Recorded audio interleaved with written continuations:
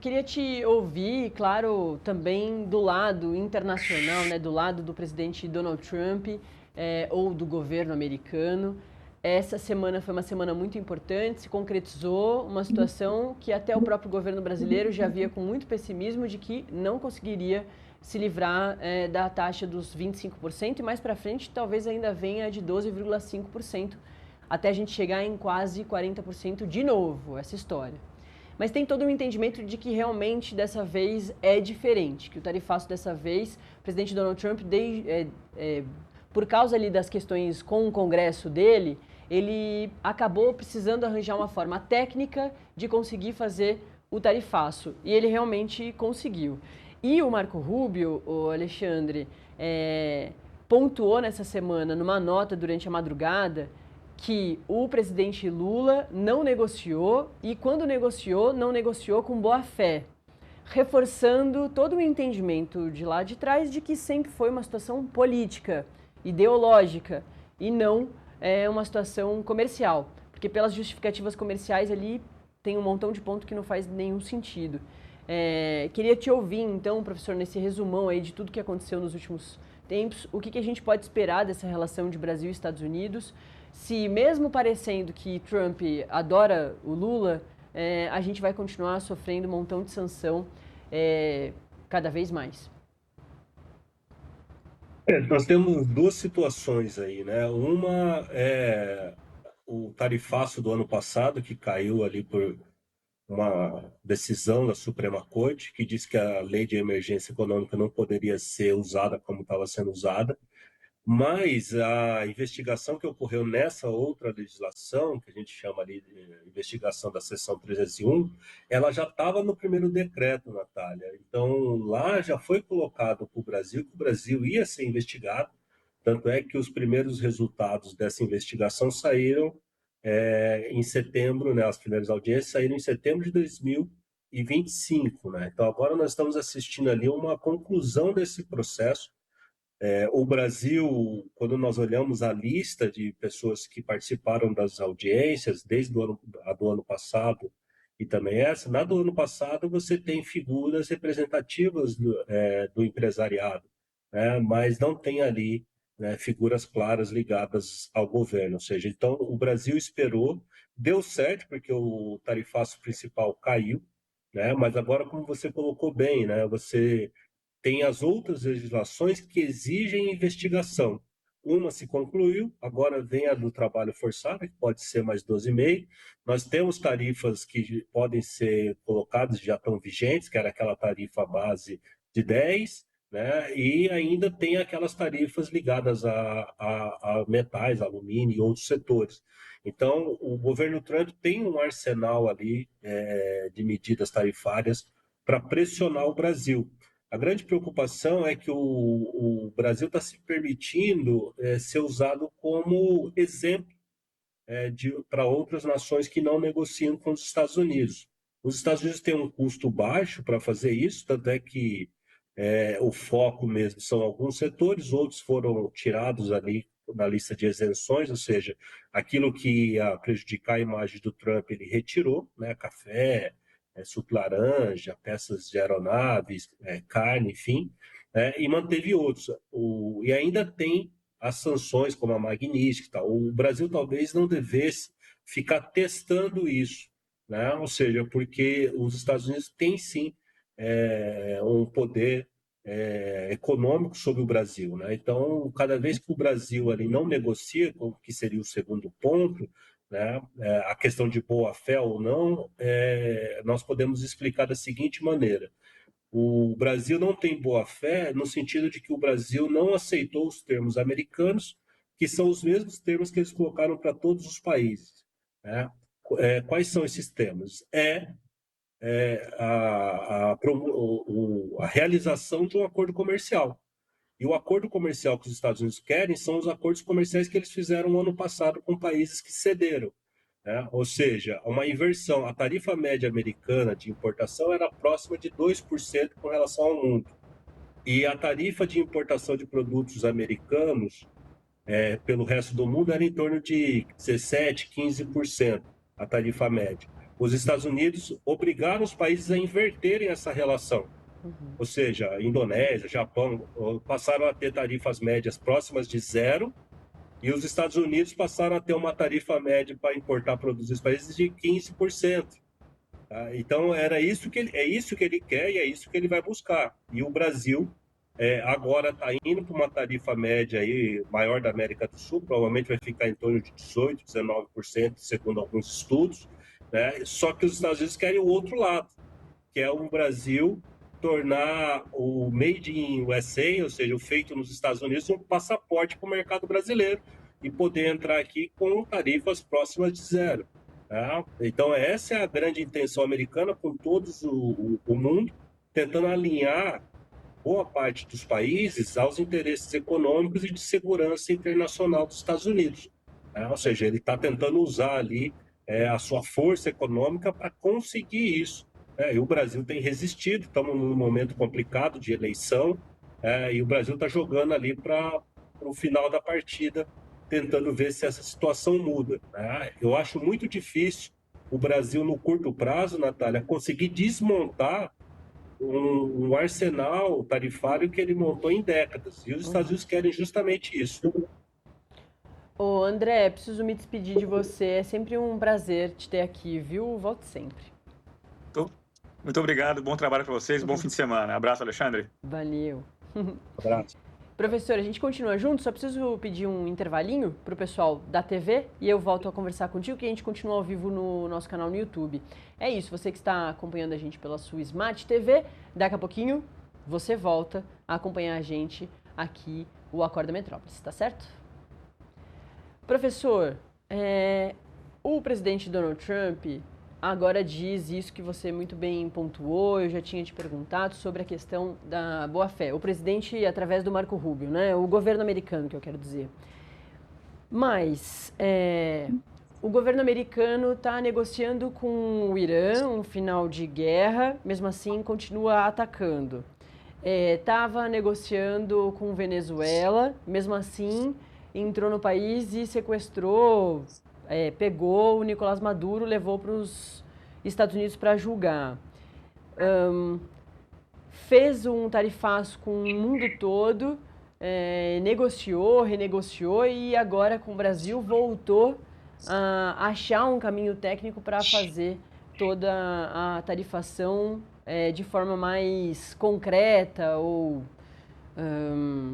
mais certa, né, de que o Congresso não ia derrubar, de que ele ia realmente conseguir fazer isso tudo. Tem como negociar efetivamente com os Estados Unidos?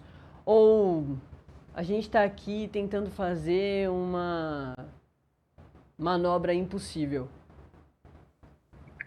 Tem como negociar. A grande questão é que os Estados Unidos veem uma negociação da seguinte maneira: os termos dela, o que eles querem já está escrito, já está definido.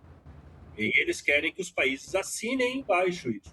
Tá? Ou seja, entendam a nova política externa americana e aceitem isso. Né? Ou seja, inclusive com contrapartidas de investimento nos Estados Unidos. Essa é a estratégia do Trump, é isso que ele vê como vitória. Os Estados Unidos têm essa característica sobre o segundo governo Trump de ir para uma negociação sempre armado com todos os meios possíveis, como você bem colocou, Natália. Né? Ou seja, eu estou negociando com você por um canal diplomático, seja o fim de uma guerra ou uma questão comercial, mas caso, né, você endureça nas negociações, nós agimos durante as negociações para mostrar nossa força. Né? Ou seja, é o que se chama em relações de comprimento, né? Demonstração de força para aumentar o poder de barganha. É o que está acontecendo agora no Irã, né? Ou seja, esses 6 dias de ataques, e é o que vai acontecer com o Brasil. O Brasil, inclusive, se adotar reciprocidade, ele vai estar ali medindo forças com os Estados Unidos. Né? Ou seja, e os Estados Unidos vão fazer uma ação ainda mais dura. Vou dar um caso concreto. A China vem adotando essa estratégia com os Estados Unidos, né? Ou seja, com muita reciprocidade ao longo de 2025, e aí depois recuos, reciprocidades, recuos, né? Mas a China tem um poderio econômico muito maior que o do Brasil atualmente, né? E claro que para a China não interessa muito que o conflito continue ali econômico com os Estados Unidos, porque cada vez que demora mais, os Estados Unidos se preparam para neutralizar as ações chinesas. Ou seja, Uhum. então, onde a China aperta eles, eles acham um caminho de saída e fica cada vez mais difícil. O Brasil não tem essa capacidade, né? Ou seja, e o Brasil está se permitindo, como eu coloquei, fazer com que os americanos demonstrem força usando o Brasil. Né? E para o mundo isso é um sinal. Uhum. Né? Ou seja, olha, se você não negociar com os americanos, eles vão fazer o que estão fazendo com o Brasil, e então é melhor negociar logo. Alguns países fizeram isso em 2025, sentiram que haviam se antecipado por causa da queda da lei em razão ali do tarifaço em razão da Suprema Corte Americana, mas hoje eles estão olhando que, olha, melhor nós temos negociado mesmo, né? Porque os Estados Unidos iam achar uma outra maneira de nos tarifar, né? Então, aí esses países ficaram em bons lençóis, digamos assim, com os É. americanos. Tem tanta pergunta, professor.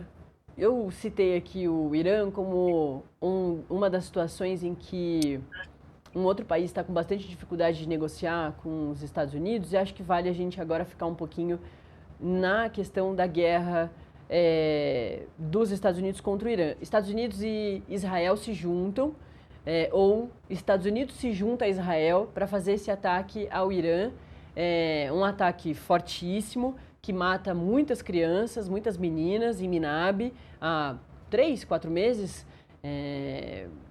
Que é quando começa a guerra, e além desse ataque, matam também o Ayatollah Ali Khamenei, que na semana passada teve o seu enterro.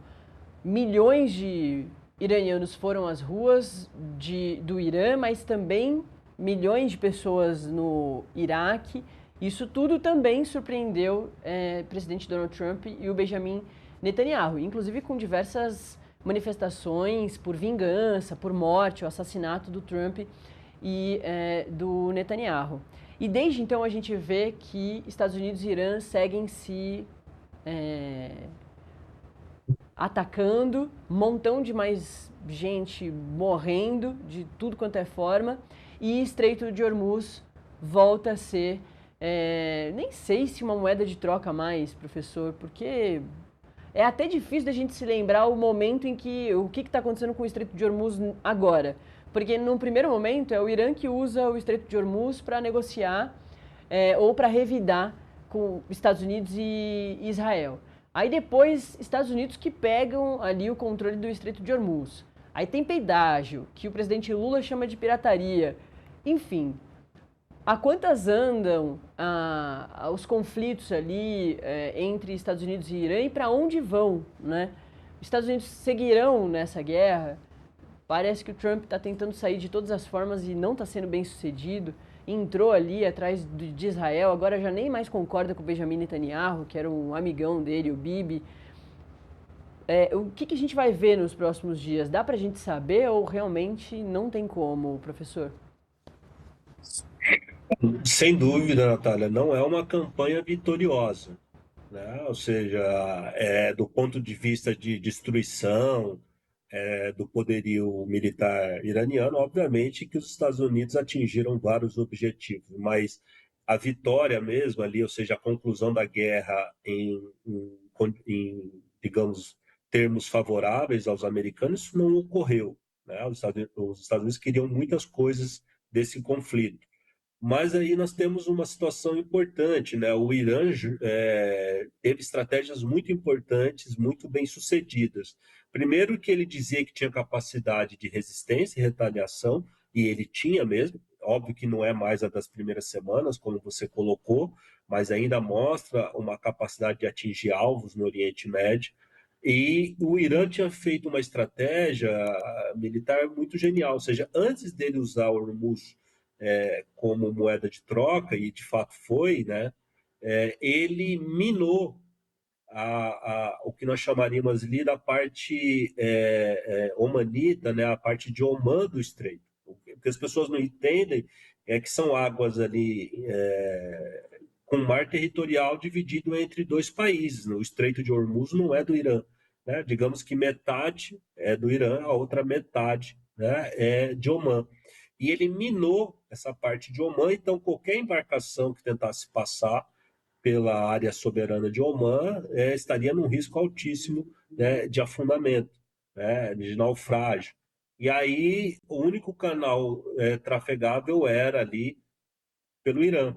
Os Estados Unidos, levou um tempo, obviamente, desativaram essas minas, né, liberaram a área soberana de Omã, e aí diminuiu o poder de barganha, além de tudo fizeram esse bloqueio ali do Golfo de Omã sobre a frota fantasma que o Irã usava especialmente, né?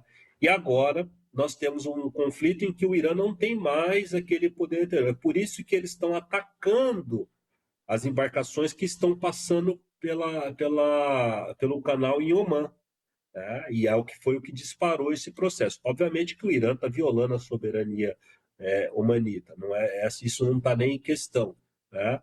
E aí os Estados Unidos reforçam isso, tentando neutralizar justamente o que você colocou, né? O uso do canal de Hormuz como moeda de troca, como trunfo numa barganha, né? E é isso que os Estados Unidos estão evitando. Então esse conflito continua encarniçado, tem massacrado pessoas e vai continuar assim, né? Respondendo a sua pergunta, ou seja, até neutralizar essa capacidade logística que o Irã tem com relação ao Hormuz e também a uma capacidade de atacar alvos no Oriente Médio, o conflito não vai se resolver porque o Irã vai continuar acreditando que pode sim usar meios militares para tentar forçar ali uma resolução da guerra mais favorável para o Irã.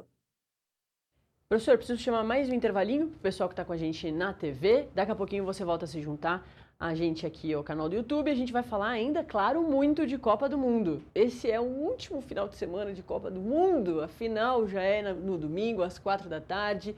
É Espanha contra a Argentina. A pergunta da enquete é essa. E se você tiver com a gente pela sua Smart TV, aproveita o intervalinho para ir lá no nosso canal no YouTube e responder a nossa enquete. Quem leva, Messi ou Yamal?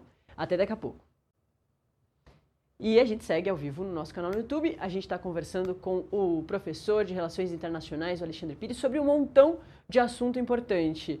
Meio que um resumão desses últimos acontecimentos e, claro, envolvendo Estados Unidos, envolvendo Donald Trump. Para encerrar contigo, professor, queria falar de eleições, porque a gente também, no blocão aí